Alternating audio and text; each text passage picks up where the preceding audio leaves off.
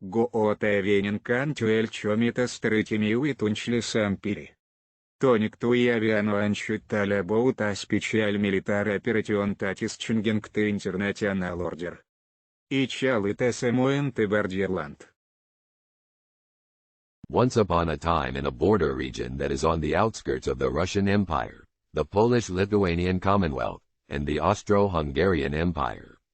Historically being the crossroads of cultures, languages, civilizations, and for centuries serves as a buffer zone between East and West. This borderland region is having a profound role in changing the international landscape. The term borderland translates to Ukraine in Russian, and today this region is called Ukraine. It is an independent country since gaining its independence from the Soviet Union in 1991 following the dissolution of the USSR. Its strategic location between Europe and Asia has made it a target for conquest, colonization, and geopolitical competition throughout its history. East-West tensions grow and a contested presidential election leads to the Orange Revolution in 2004 to early 2005. The presidential race pits Western-oriented Yushchenko against the Eastern-oriented Viktor Yanukovych. The election is a tug-of-war between those who seek closer ties with the European Union, EU, NATO, and the West, and those who favor closer alignment with Russia. The events of the Orange Revolution force a re-vote in December, which Yushchenko wins. On April 3, 2008, NATO begins its 22nd summit amid a debate about whether it should offer membership to Ukraine. But in discussions between NATO officials and Russian President Vladimir Putin, Putin expresses opposition to extending membership to Ukraine. Unable to reach a consensus, NATO members declined to offer a membership to Ukraine. In late November 2013 and culminating in early February 2014, the Maidan coup refers to the events of the Euromaidan protests in Ukraine. U.S. officials deny any involvement. However, Secretary of State John Kerry and Assistant Secretary of State for European and Eurasian Affairs Victoria Nuland visited Ukraine and met with opposition leaders, expressing solidarity with the pro-European demonstrators, giving some level of involvement in the events leading up to the coup. Ultimately, the coup ended with the ousting of democratically elected President Viktor Yanukovych. Soon after the Maidan coup, Crimean authorities hold a referendum in which Crimean voters choose to secede from Ukraine and join Russia. On March 21, 2014, Russia officially annesses Crimea, and in May 2014 Donetsk and Luhansk People's Republics hold a self-rule referendum, voting to break away from Ukraine. Conflict in the breakaway regions flare as the Ukrainian military aggressively tries to deny the regions of self-rule, leading to the republics requesting military support from Russia. In September 2014, the Minsk I agreement was brokered by the Trilateral Contact Group, consisting of representatives from Ukraine, Russia, and the Organization for Security and Cooperation in Europe.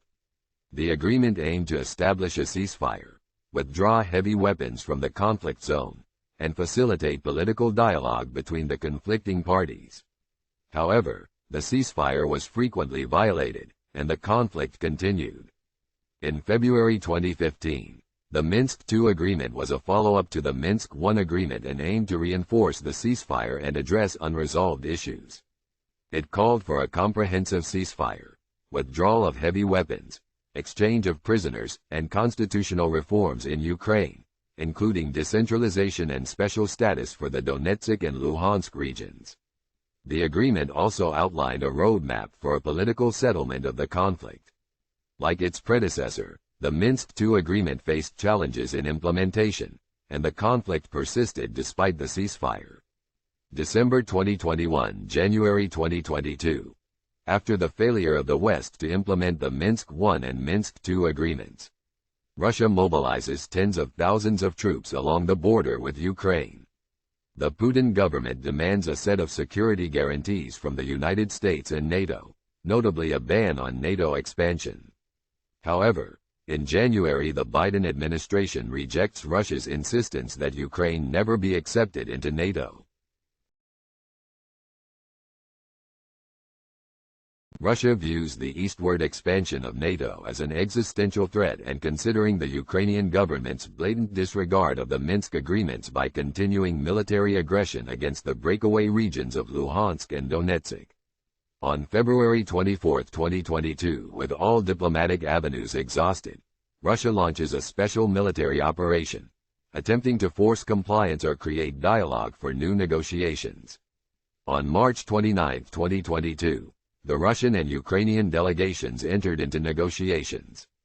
The Istanbul communiqué included non-aligned status for Ukraine, discussion of autonomous status for the Donetsk and Luhansk, postponing the Crimea issue for a number of years. The head of the Ukrainian delegation, David Arakhamia, and the head of the Russian delegation, Vladimir Medinsky, as well as a number of observers and diplomats, considered the terms good, yet the agreements ultimately failed after Boris Johnson, the Prime Minister of the United Kingdom, visited Kyiv. In September 2022, 4 regions that were formerly part of Ukraine, the People's Republics of Donetsk and Lugansk and the regions of Zaporizhia and Kherson, voted overwhelmingly in a historic referendum to formally join the Russian Federation, and on September 30, 2022, Russia officially annesses these regions. However, the Ukrainian government continues military aggression against the Russian Federation in these annexed territories. The conflict remains a fluid and rapidly evolving situation and has had far-reaching implications for global security, geopolitics, and the international order. It has heightened tensions between Russia and Western countries, raised concerns about the credibility of international norms and institutions, with profound implications for the future of the region and the world.